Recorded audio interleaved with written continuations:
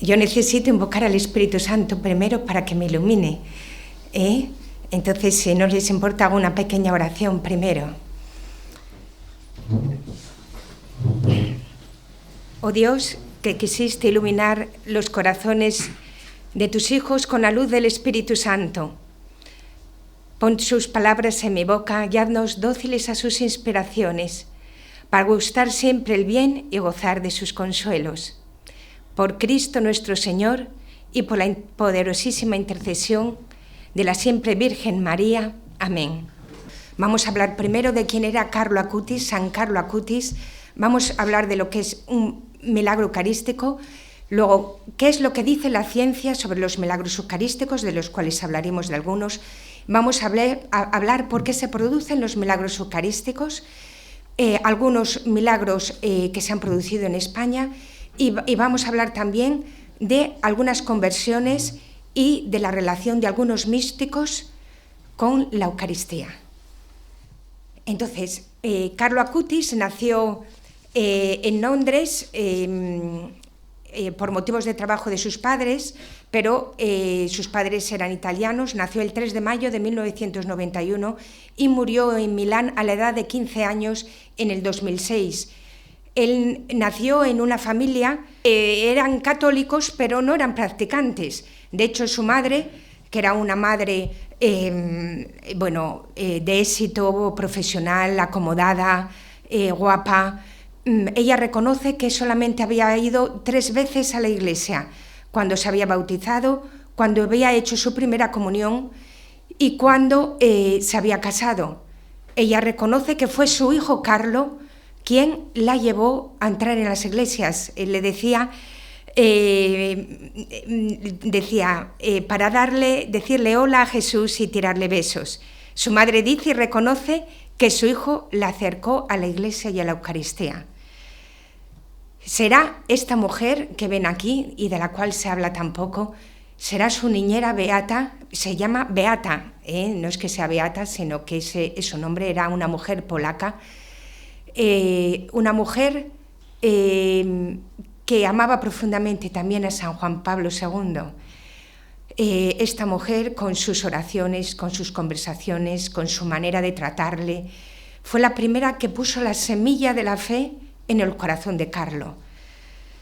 Qué importante es, esto tiene que ver con nosotros también, qué importante es esta llamada de todos nosotros también acercar a las almas al Señor. Luego el Señor dará sus frutos cuando quiera.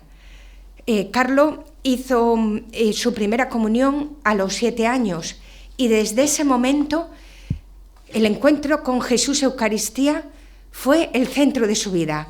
Carlo iba todos los días a recibir al Señor, iba todos los días a misa y antes o después de la misa siempre hacía un rato de adoración eucarística.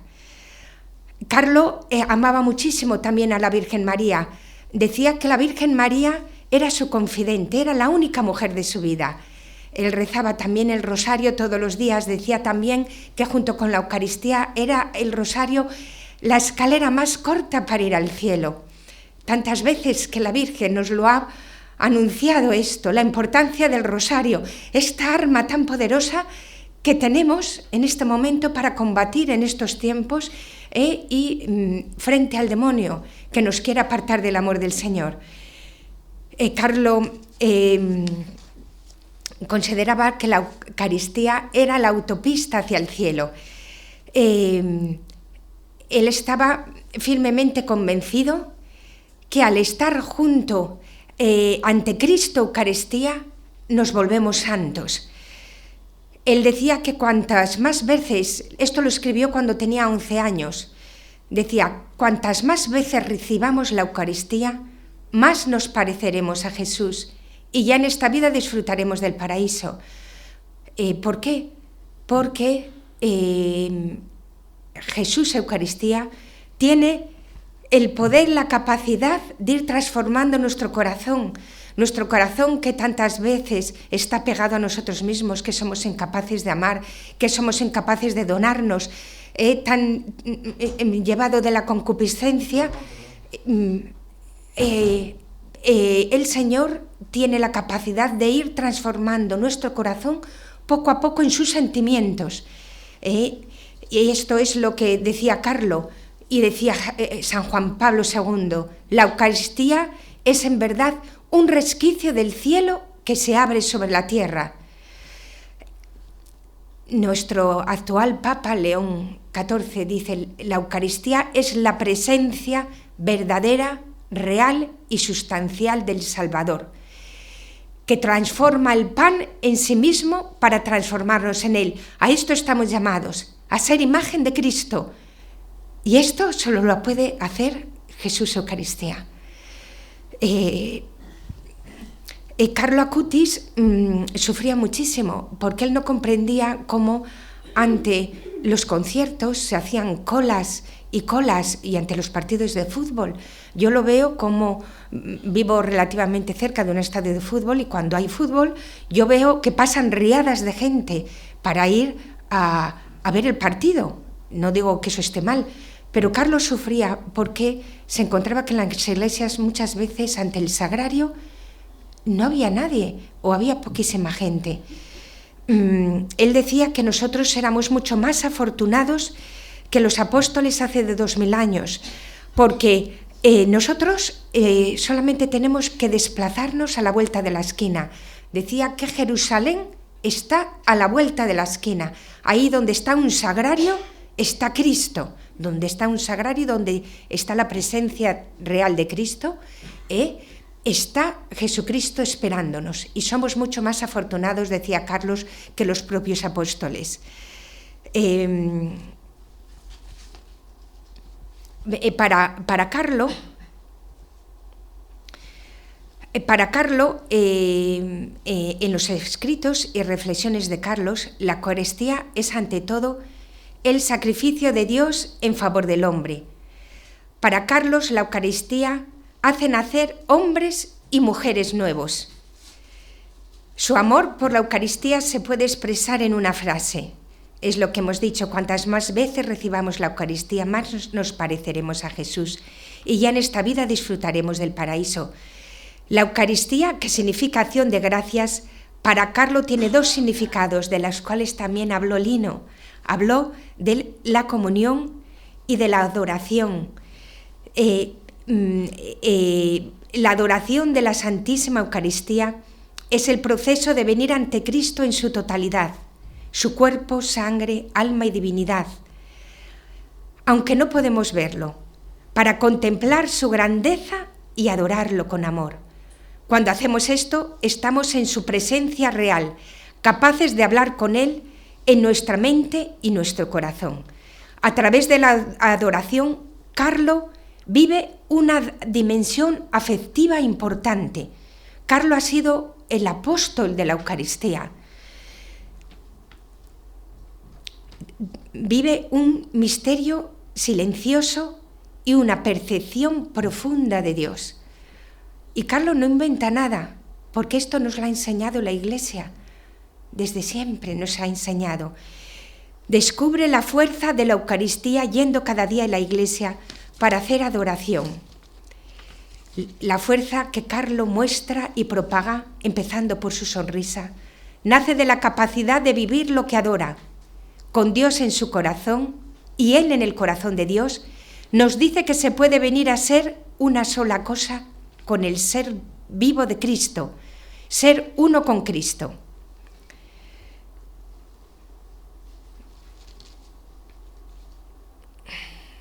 Esta fuerza de Cristo en la vida de Carlo es lo que a él le hace lo que él llama el proyecto de vida.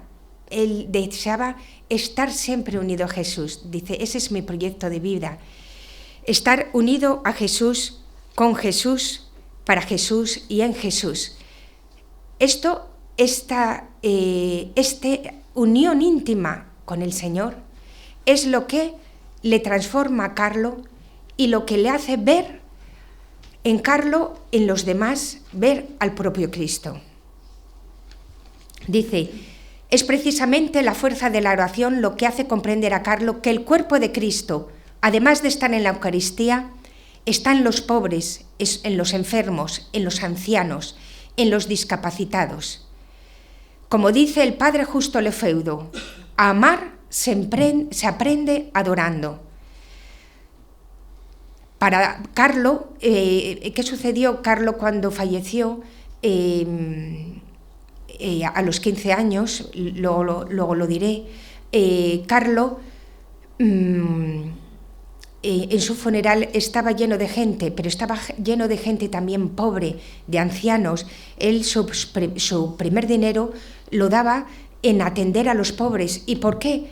Porque él veía en los pobres, veía el mismo rostro de Cristo al que veía adorando.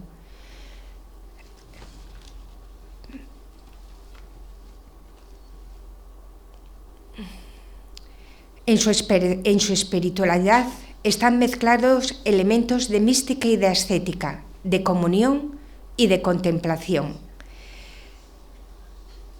En la fiesta del Corpus Christi, en el 2012, Benedicto XVI ha explicado por qué la comunión y la contemplación no se pueden separar. Se comunica de verdad con Jesús como se hace con otra persona. Esto es lo que hacía Carlos. Y decía,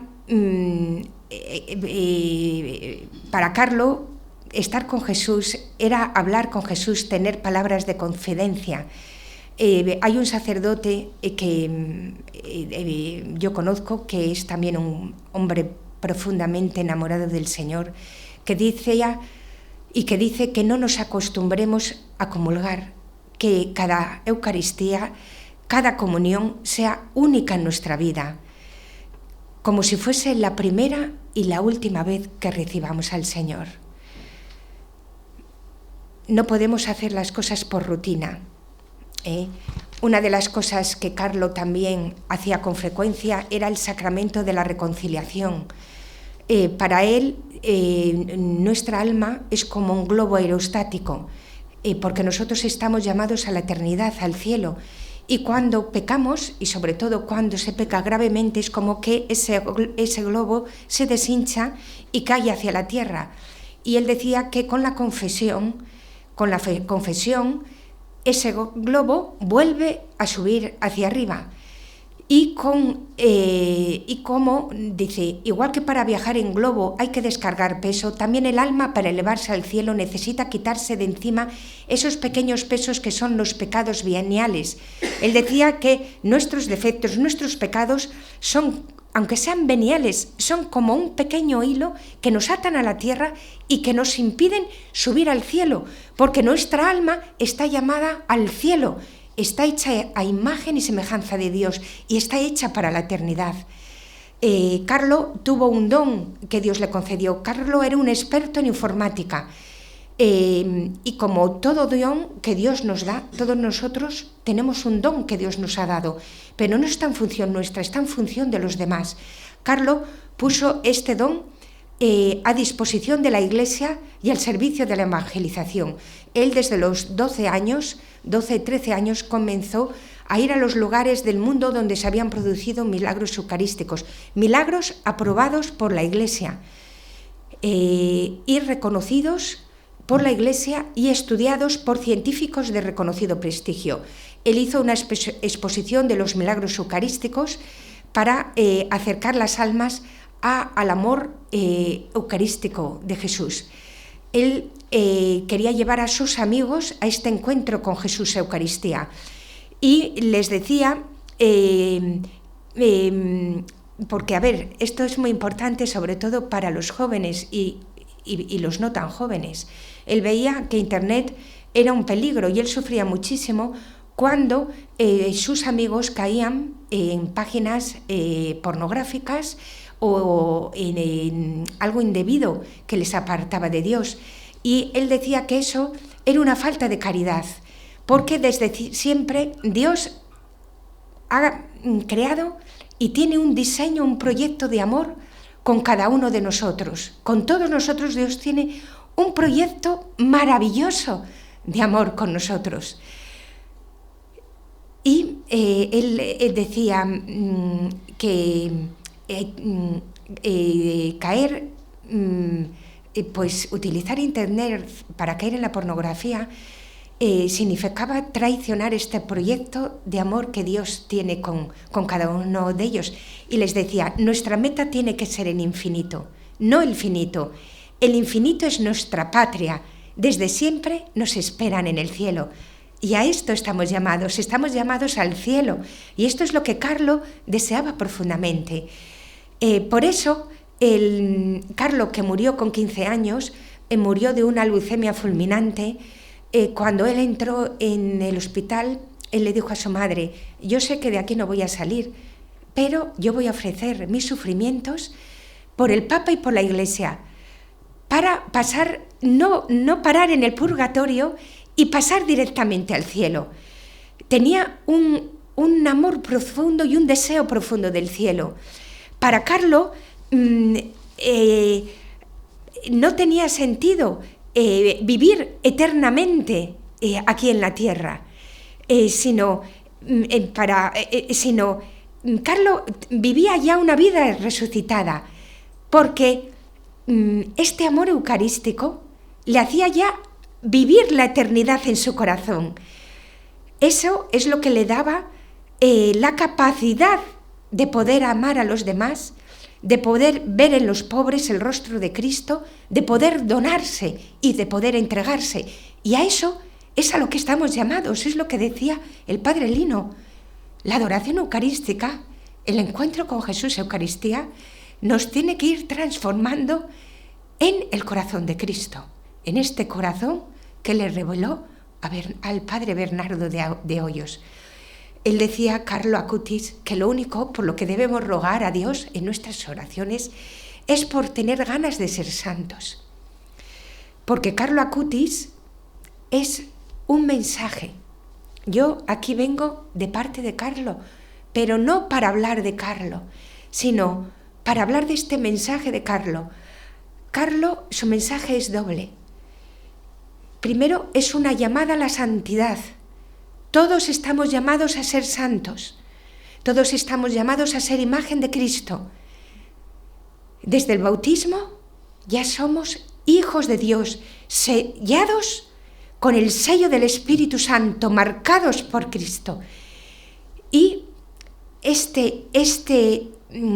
llamada a la santidad, como dice aquí nuestro San Juan Pablo II, comienza con un sí. La santidad es posible. Con el mismo sí que dijo la Virgen María, en el momento que dijo sí a los planes del Señor, se encarnó por obra del Espíritu Santo en sus entrañas la segunda persona de la Santísima Trinidad, que es Jesucristo. Pues a esta santidad estamos llamados nosotros, pero Dios cuenta con nuestra libertad. La santificación, como dice Carlos, no es un proceso de suma, no es un proceso de cumplimiento de normas, sino es un cumplimiento, es una resta, sino menos yo, menos aparecer nosotros y hacer más espacio para Dios. Vaciarnos de nosotros mismos para dejar que el Espíritu Santo, como hizo con la Virgen, actúe en nuestra vida y ser dóciles a sus inspiraciones y dejarles que actúe y decir sí al Señor. Por eso Dios decía a Carlo Acutis que todos nacemos como originales, pero muchos mueren como fotocopias. ¿Qué significa esto? Pues es lo que hablábamos, este proyecto original que Dios ha diseñado para cada uno de nosotros, un proyecto que nosotros mismos sabemos, porque incluso si lo viéramos quedaríamos sobrepasados. Ojalá dejemos que el Señor actúe en nuestra vida y pueda llevar adelante este proyecto que tiene con nosotros. Si podemos hablar de un personaje al cual Carlo del Evangelio tenía una gran devoción, es a San Juan. Era el discípulo amado y predilecto del Señor. Este apóstol que recostó su corazón en el corazón de Cristo. Mientras los demás apóstoles estaban discutiendo quién era el primero, este apóstol recostó su corazón en la fuente de la vida, que es el corazón de Cristo. Él dice, yo cuando estoy ante Jesús Eucaristía no hablo con palabras, solo me recuesto sobre su pecho, como San Juan en la cena. Ojalá nosotros podamos hacer lo mismo, poder experimentar esta dulzura del amor de Cristo para hacernos uno con Él. Carlo Acutis murió con 15 años y él decía, estoy feliz porque he vivido mi vida sin desperdiciar ni un minuto haciendo cosas que no hubieran agradado a Dios. Él sabía que había algo que urge en estos tiempos. Esto va por todos nosotros. Urge llevar el amor de Dios a los hombres. Urge anunciar el amor de Cristo. Y a esto estamos llamados todos. Decía Carlo que la vida es un regalo, porque mientras estemos en este planeta, en esta tierra, podemos incrementar nuestro nivel de caridad. Cuanto más alto sea, más disfrutaremos de la eterna bienaventuranza de Dios. ¿Qué quiere decir esto? Que este tiempo breve, que es brevísimo, que tenemos en la tierra, es un tiempo que Dios nos da para tener este encuentro con Él, para crecer en la caridad y para llevar también este amor misericordioso de Dios a los hombres. Y esto lo va a hacer el Señor si cuenta con nuestro sí, si nosotros le dejamos actuar. No es Dios, no somos nosotros, sino que es Dios. Bueno, Carlo fue canonizado el 7 de septiembre del 2025 y Carlo también nos dice una cosa, que no tengamos miedo a la muerte, porque la muerte es un encuentro con este corazón amoroso que nos espera, que podamos ver la muerte en clave de eternidad en la cual vamos a estar eternamente unidos con Cristo. Ojalá Carlo también nos conceda este deseo de eternidad, este deseo del cielo, este deseo de estar eternamente con el Señor, con la Virgen, con todos los santos y con todos nuestros seres queridos en el cielo. Bueno, vamos a pasar a la segunda parte, que es un milagro eucarístico. Bueno, pues un milagro eucarístico son intervenciones prodigiosas de Dios, es algo sobrenatural que no lo puede hacer la ciencia, para confirmar la fe en la presencia real del cuerpo y de la sangre del Señor en la Eucaristía. Cristo está vivo con su cuerpo, sangre, alma y divinidad en la Eucaristía. En el momento de la consagración, cuando el sacerdote repite en nombre de Cristo las palabras que se dicen en la consagración, esto es mi cuerpo, bueno, el Padre Lino lo dice todos los días, pues en ese momento se produce la transustanciación. El pan se convierte en el cuerpo de Cristo. Aunque nosotros veamos que es pan, se convierte en el cuerpo de Cristo. Y el vino se convierte en la sangre de Cristo.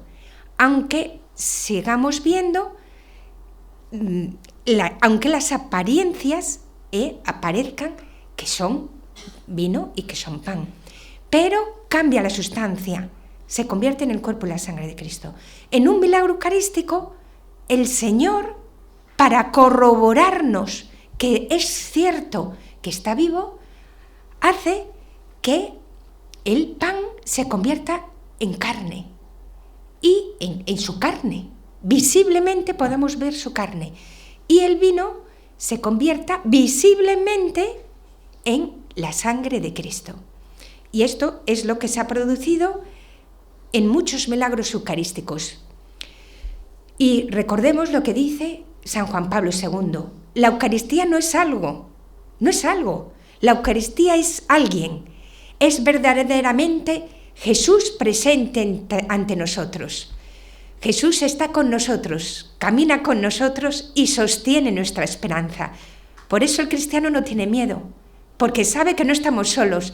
Sabemos que Cristo se ha quedado con nosotros hasta el fin de los tiempos y que Cristo es fiel a su palabra y lo cumple, sus promesas las cumple y está vivo. Por eso no tenemos que tener miedo. Vamos a ver por qué varios milagros eucarísticos y por qué se producen los milagros eucarísticos. Principalmente se producen por 3 cosas. Se producen por falta de fe, puede ser por falta de fe de un sacerdote, se produce por profanaciones y se ha producido también gracias a la fe de un sacerdote o de un pueblo. El primer milagro del cual tenemos conocimiento es el del anciano en el 750. Este se produce por falta de fe de un sacerdote. Era un sacerdote basiliano que él dudó que en el momento de la consagración fuese cierto que el pan se convertía en el cuerpo de Cristo.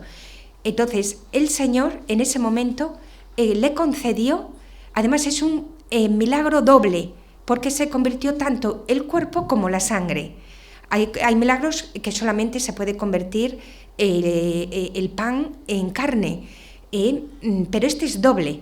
Entonces se convirtió el pan en el cuerpo, en carne visible, y la sangre se convirtió en 5 grumos de sangre, con la particularidad de que estos grumos de sangre pesan 15,85 gramos, pero tiene una particularidad, que si en una balanza tú pones un grumo de esos 5 grumos, que son de distinto tamaño, de distinto grosor, si tú pones uno y en el otro, en otra balanza, pones los otros 4, pesan lo mismo.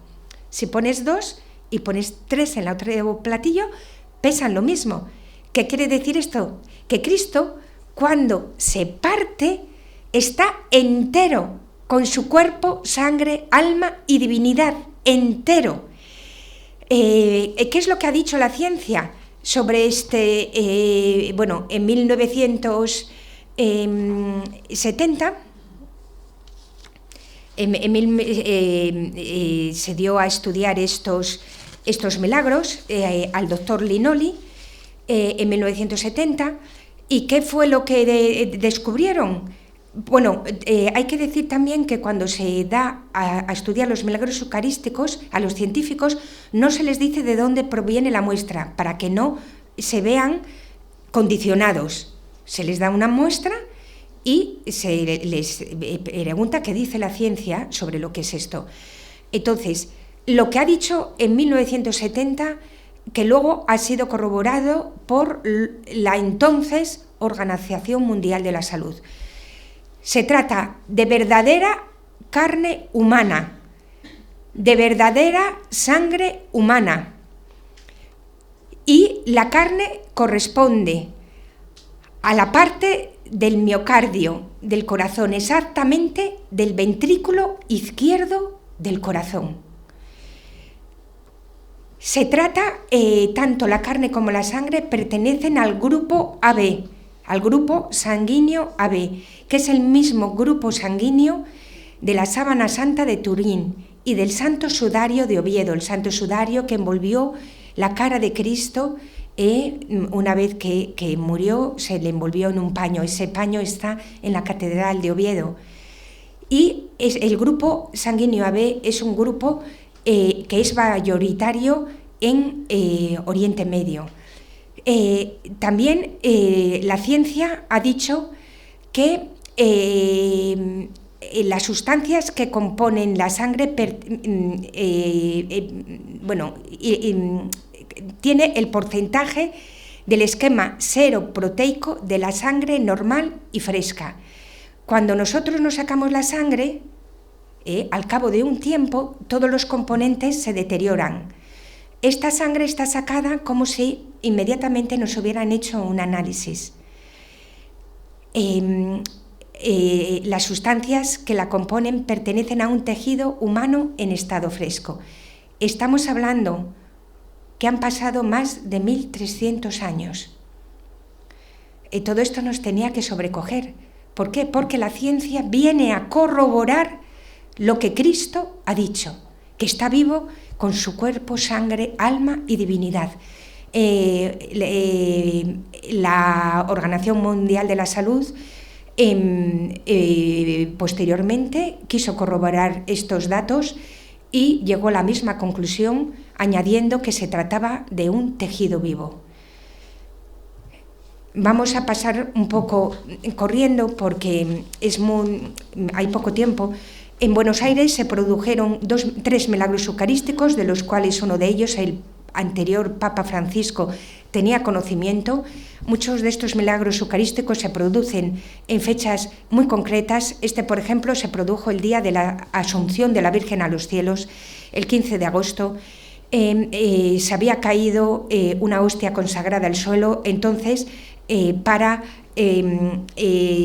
lo que se hace es que se pone en agua destilada para que se disuelva. La metieron en el sagrario y al cabo de unos días, ¿qué es lo que vieron? No solo que no se había disuelto, sino que parte de esta hostia consagrada se desprendía sangre. Yo estoy resumiendo un poquito, pueden investigar más, pero es por falta de tiempo. Todo esto se llevó a analizar a científicos de reconocido prestigio, y que, por ejemplo, el doctor Zufijibe, que es uno de los mayores expertos forenses del corazón. ¿Y qué fue lo que dijo este científico?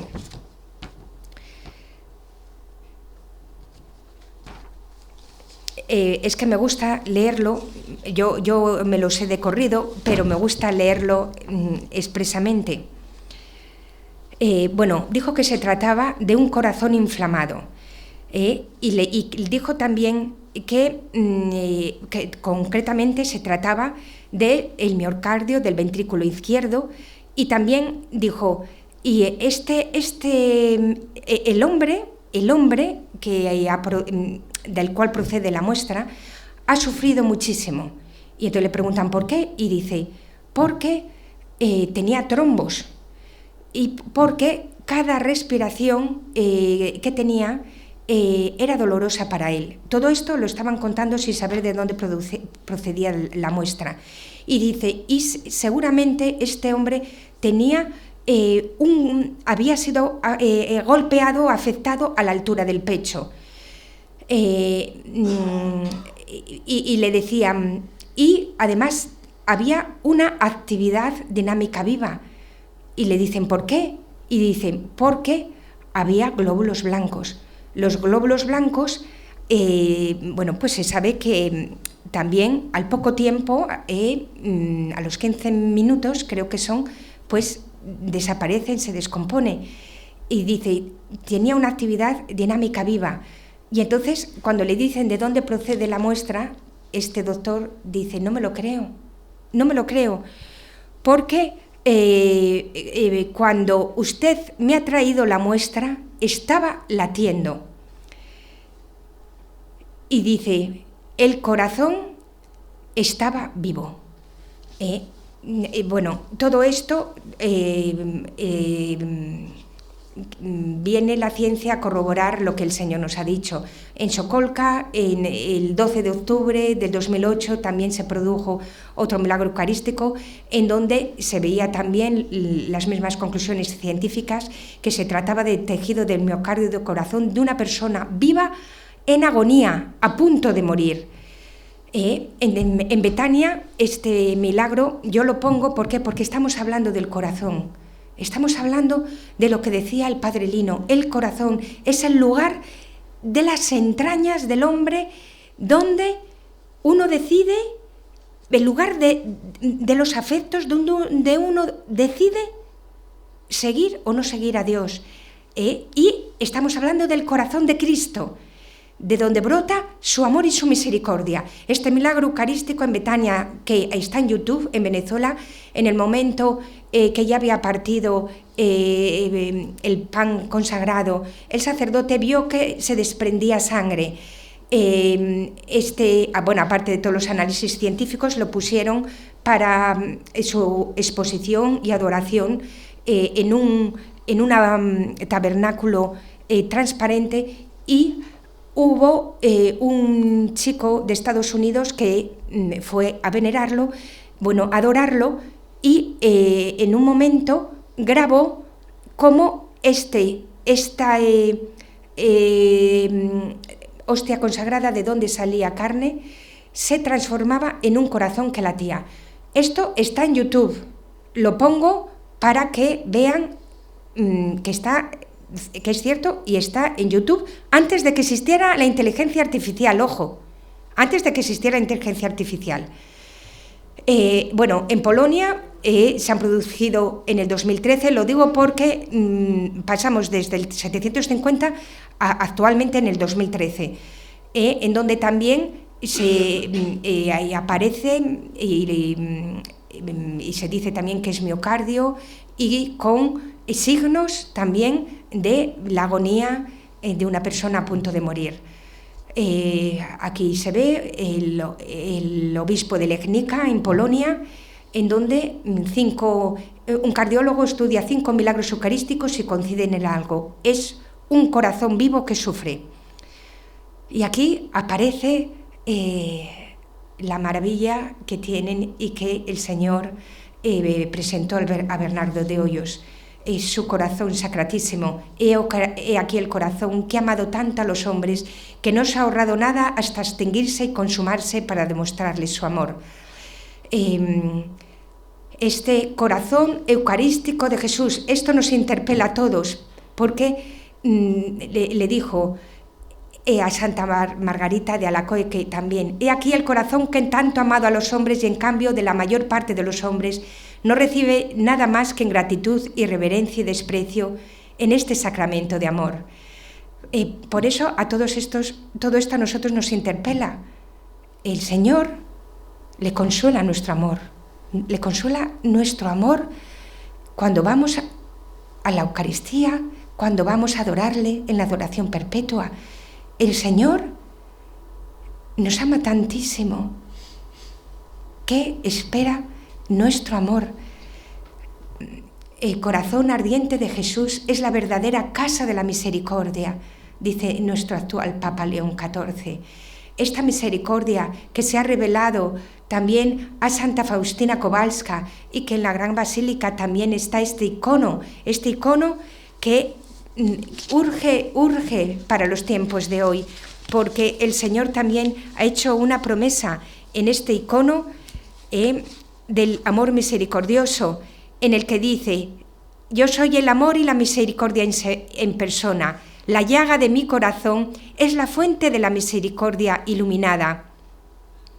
Y que les dice: hija mía, di a la humanidad sufriente que se abrace a la misericordia de mi corazón. Prometo que el alma que dé culto a esta imagen no se condenará. Le prometo ahora la victoria sobre sus enemigos, que tenemos un gran enemigo todos nosotros, que es el demonio, que nos quiere apartar del amor del Señor, que nos quiere hacer dudar de este amor tan grande de Dios, que ha dado su vida y hasta su última gota de sangre por todos los pecadores, por todos nosotros.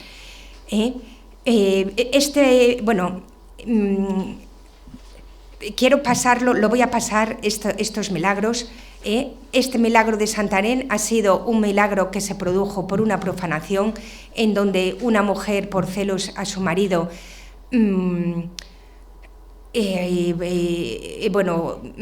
fue a una hechicera, le mandó que cogiese una hostia consagrada para hacer un filtro de amor. Ella robó la hostia consagrada, que, lo resumo, se transformó en carne que sangraba. aquí este milagro de Tumaco se produjo gracias a la fe de los sacerdotes, de un sacerdote y de un pueblo, porque tenemos muchos sacerdotes muy santos que aman profundamente a Jesús en la Eucaristía y que son y están llamados a ser imagen del Sagrado Corazón de Jesús. Lo digo porque son muy atacados los sacerdotes y tenemos que rezar muchísimo por ellos. En Tumaco, en Colombia, en 1906, todo esto está documentado, había un tsunami que estaba arrasando todo el Pacífico. Entonces, el pueblo, junto con el sacerdote, bajó a la orilla cuando venía toda la ola a arrasarla, y rezando al Señor que les salvase, teniendo toda plena confianza en que Cristo vivo les iba a salvar, el sacerdote, en el momento de bendecir con el Santísimo, la ola se retrajo y volvió a su cauce el mar. Bueno, esto es una de las profanaciones que se produjeron también, pero es que quiero pasar, bueno, este cenozobrero, lo siento, pero quiero pasarlo porque quiero hablar de esta mujer, de estas dos mujeres, de Martha Robin. Siento pasarlo porque es toda una maravilla, pero quiero hablar de la beata Alejandrina María da Costa, esta beata a la cual San Carlo Acuti le había llegado muy hondo al corazón lo que Dios le había dicho. Esta beata, que también era un alma víctima, que ofreció todos sus sufrimientos, ella quedó inválida totalmente y durante 13 años solamente vivió de la Eucaristía, no podía comer ningún otro alimento. Martha Robin se nutrió 53 años solo de la Eucaristía. Bueno, pues esta mujer ofreció todos sus sufrimientos por la conversión de los pecadores, por el amor a la Eucaristía y por la consagración del mundo al Inmaculado Corazón de María. Ella tuvo revelaciones también del Señor, y Jesús le había revelado esto a Alejandrina, que le había tocado mucho a San Carlo Acutis. Le decía: te puse en el mundo, te hago vivir solo de mí, para demostrar al mundo lo que vale la Eucaristía y cuál es mi vida en las almas, luz y salvación para la humanidad. He sido tan olvidado, en realidad, me han ofendido tanto. Quiero ser amado en la Santísima Eucaristía. Allí está la fuente de todas las gracias.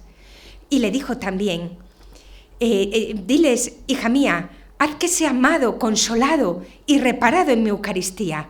Haz saber en mi nombre que cuantos hagan bien la comunión, con sincera humildad, fervor y amor, durante los primeros 6 jueves de mes consecutivos, y pasen una hora de oración ante mi sagrario, en íntima unión conmigo, les prometo el cielo. Bueno, yo me emociono, porque el Señor en su misericordia nos ama tanto que ya no sabe qué hacer por la salvación de las almas. Por eso, en estas dos mujeres se cumple lo que ha dicho el Señor en su palabra. Yo soy el pan vivo bajado del cielo. El que come mi carne y bebe mi sangre tiene vida eterna, y yo le resucitaré el último día. Como dice el beato San Manuel González, el santo San Manuel González, el obispo de los sagrarios abandonados. La Eucaristía es el corazón de la Iglesia, es su esencia, es su centro, es su vida.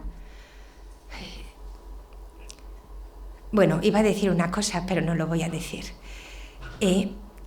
San Manuel González dijo: quiero acabar con estas palabras. Pido ser enterrado junto a un sagrario, para que mis huesos después de muerto estén siempre diciendo a los que pasen: ahí está Jesús, ahí está. No lo dejéis abandonado. Pues la promesa del beato que el Señor le hizo al beato Bernardo de Hoyos se va a cumplir, porque Dios es fiel a sus promesas. Y este reinaré en España se cumplirá en el mundo entero también, a través del reinado eucarístico de Cristo. Ojalá podemos decir como escribió Santo Tomás de Aquino en su canto Te adoro con devoción, Dios escondido. Memorial de la muerte del Señor, pan vivo que das vida al hombre. Concede a mi alma que de ti viva y que siempre saboree tu dulzura. Sagrado corazón de Jesús, en vos confío.